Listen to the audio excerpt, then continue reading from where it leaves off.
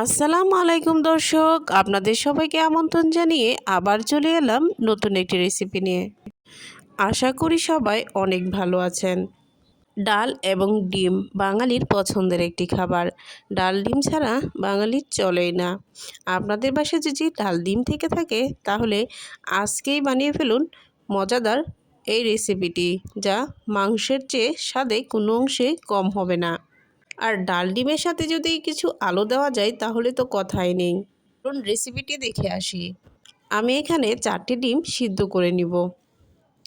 ডিমগুলো সিদ্ধ হতে হতে আমি এবার এখানে ডাল দিয়ে গুলো ভালো করে পরিষ্কার করে ধুয়ে নিব।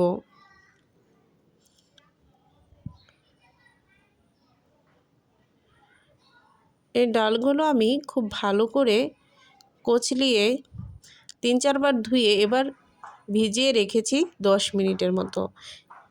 এবার আমি পেঁয়াজ কুচি করে নিব।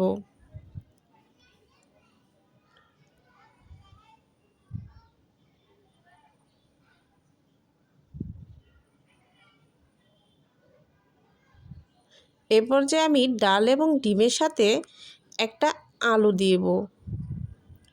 আলুটা আমি কেটে নিচ্ছি। আলু দিলে এই রেসিপিটা স্বাদের পরিমাণ আরও বেড়ে যায়।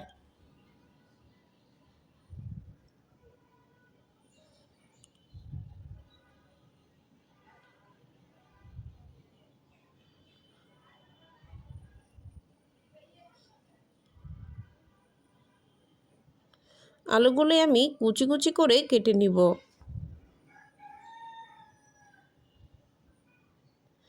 এবার আমি কেটে নিয়েছি কাঁচামরিচ। এরপর যে ডিমগুলো সিদ্ধ হয়ে গিয়েছে, এবার ডিমের খোসাটা আমি ছাড়িয়ে নিয়েছি। এবার একটি চাকুর সাহায্যে ডিমগুলো আড়াআড়িভাবে একটু কেটে নিব, যেন মশলা এবং লবণ ভালো করে ঢুকতে পারে। আমি এরকম আড়াআড়িভাবে 4টা ডিমই এরকম করে নিয়েছি। এবার একটি প্যানে তেল গরম হয়ে আসলে কিছুটা লবণ এবং হলুদ দিয়ে ডিমগুলো ভেজে নিব।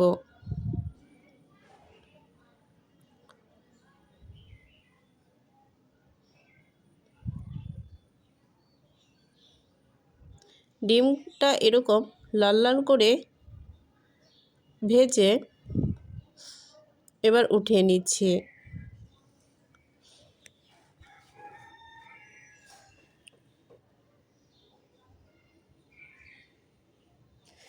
এবার আমি আলু যে কিউব করে কেটেছিলাম, আলুগুলো ভেজে নিব।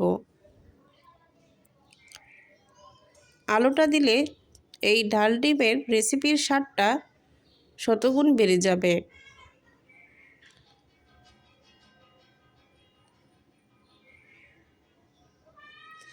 এবার আমি পেঁয়াজ কুচি দিয়ে দিলাম।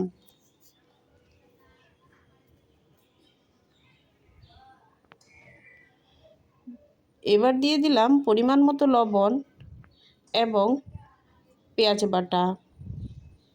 এবার দিলাম কিছুটা রসুন বাটা এবং আদা বাটা দিয়ে একটু নাড়াচাড়া করে নিলাম, যেন নিচে লেগে না যায়। এবার দিলাম হলুদের গুঁড়ো, লাল মরিচের গুঁড়ো এবং ধনিয়া গুঁড়ো। এবার অল্প একটু পানি দিয়ে মশলাটা আমি খুব ভালোভাবে কষিয়ে নিব। দেখুন মশলাটা খুব সুন্দর কষানো হয়েছে। এবার যে ডালটা ভিজিয়ে রেখেছিলাম, ডালটা ফুলে এসেছে। এ পর্যায়ে আমি এই মশলাটাতে ডালটা দিয়ে দিলাম। এবার এই ডালটা আমি অনেকক্ষণ কষাবো। ডালটা কষিয়ে ভাজা ভাজা হবে।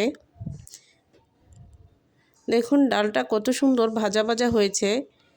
এবার আমি এতে পানি দিয়ে দিব পরিমাণ মতো। এবার এই পানিটা আপনারা কতটুকু খাবেন সেটা আপনাদের উপর নির্ভর করবে, মানে কতটুকু রাখবেন। তো অনেকে আছে অল্প একটু গ্রেভি গ্রেভি রাখে, বা অনেকে একদম টান টান করে ফেলে, আবার অনেকে একটু পাতলাও রাখে। এবার আমি ভাজা আলুটা দিয়ে দিয়েছি। এবার আমি ডিমগুলো মাঝখান দিয়ে কেটে নিলাম। আপনারা চাইলে আস্ত ডিমও দিতে পারেন। এবার সবগুলো ডিম আমি ডাল এবং আলুর যে গ্রেভিটা সেটার উপরে দিয়ে দিচ্ছি। এবার নাড়াচাড়া করে যে মশলাটা সেটা ডিমের গায়ে মাখো করে নিব।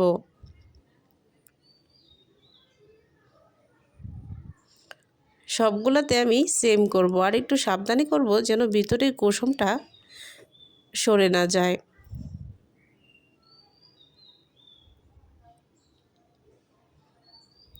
দেখুন আমার তরকারিটা প্রায় হয়েই এসেছে। আমরা আরেকটু নাড়াচাড়া করে দিচ্ছি।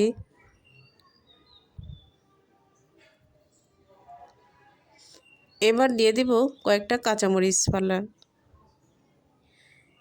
কাঁচামরিচ ফালিটা দিয়ে আমি আরেকটু নাড়াচাড়া করব যেন কাঁচামরিচের যে ঝালটা আছে সেটা একটু ছাড়তে পারে এবং ঘ্রাণটা।